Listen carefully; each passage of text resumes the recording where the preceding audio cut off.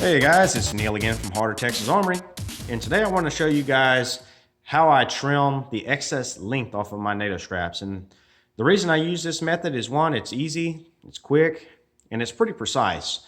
It's not going to be perfect unless you just get lucky, but it gets you pretty dang close.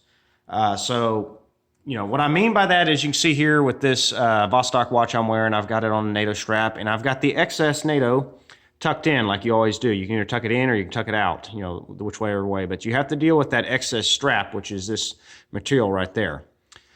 So what I want to do is trim that down where I don't have to tuck it in. So let me go ahead and get that tucked back in like it was, just so I can mark where I want to cut this. So hopefully you can see right there, that's about where I want to cut this. So what I'm going to do is I'm going to make a mark. Now, I've got a Sharpie here for demonstration, so you could use this. Now, this is a black strap, so a black Sharpie is not going to work. I wish I had a silver Sharpie. It would work perfectly, but I tried to find one, and I didn't have one, but maybe your strap is going to be a different color than black, and you can just use regular black Sharpie. But I just put that in there for demonstration. So what I'm going to do is I'm going to just put just a little bit of silver paint with a toothpick. I'm going to make a mark. So let me get that paint real quick. Bear with me.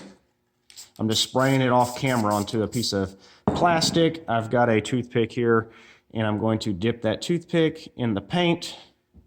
You can see it right there, and I'm going to make a mark on my strap. Just a little bit, just so I can see it. So hopefully you can see that little mark. Of course, we're out of focus, but let me focus that, if it will. Right there, you see that little silver mark?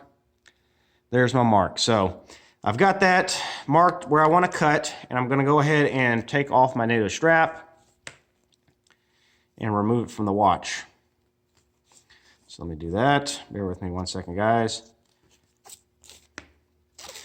All right, so now we've got our strap marked, and you hopefully can see that right there. That's our mark. So the other stuff I've got set here, I've got a C-clamp, I've got 2 nickels, I've got a razor blade mounted in a vice grip, and a little bit of sandpaper. Just some, I think this is 1200 grit, so pretty fine sandpaper. It don't have to be that fine, but you just need some type of sandpaper. And what we're going to do is we're going to clamp these coins, both of them, onto the NATO strap. So you can see, just right here, if you look at that, it almost follows it perfectly on the end, the cut that the factory made. So that's what we're going to use for our guide. So what I'm going to do is I'm going to clamp this in, with the 2 nickels, and I'm going to line them up, and I'm going to put just a little past my mark, because it's going to shrink a little bit as you cut it or as you heat it up. But once you're happy with the placement, which that's looking pretty good, you just kind of want to line them up, check it this way too, make sure you're centered. When you're happy with that, you're going to take your clamp or whatever device you're going to use to pinch these. It doesn't have to be a C-clamp like this. That's just what I'm going to use, because one, it's going to do it really strong. But you could use just another type of set of pliers. You could use a number of things to clamp down.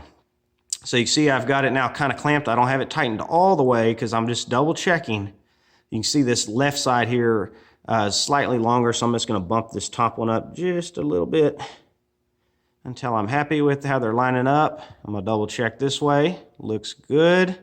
And then now I'm going to cinch down the clamping force like that. So that's not going to move now. That's nice and tight. We'll set that down, because that is what we're going to cut, obviously. That's our guide.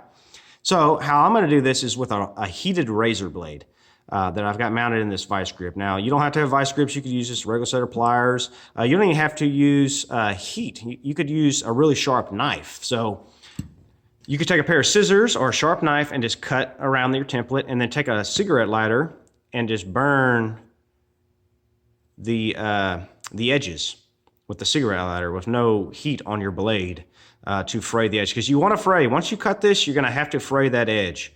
But I'm going to do it in the all-in-one method of heat and cut in one step. So let me set this down. Let me move this out of the way. You got to be careful because I am indoors. I'm going to be using a blowtorch. So let me do that. Let me light my torch. There we go. So the torch is lit. I don't know if that's going to show up on camera, but I am now in the process of heating up this razor blade. I'm going to get it nice and hot. I want it pretty much red hot, so I want to cut right through that and also seal in one step. So I'm just heating this up until it's kind of red. You can tell, see, it's starting to get red, because you want to do this fairly fast, as this thin little blade is going to cool quickly. So I'm going to also heat this side just so it doesn't draw the heat away just a little bit. And again, I want it hot. That looks like it's getting just hot enough right now. So let me go ahead and shut the torch off. And we got to hurry. I'm going to take my strap, and hopefully I'm in camera frame here, and I will just follow along that coin. You want to do it all in one cut, so you can see, just like that. So now I've basically, I'm gonna set that aside so I don't burn myself or cut myself with that deal. And you can see I've now cut along that coin. So it looks pretty good. Now there's a little bit of material left here that I probably should clean up. So let me just do that real quick with my razor again. Just heating it up one more time. There we go.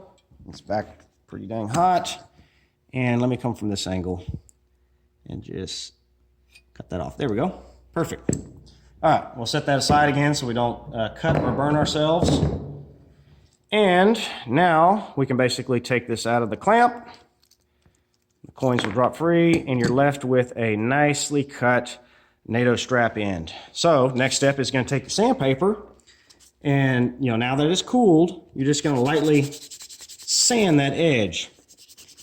And the point of this is just so it looks a little more professional, and there's no sharp edges that would bug you if it did rub up against your skin. You're just smoothing out any short sharp edges. It don't take much. I'm just lightly sanding this.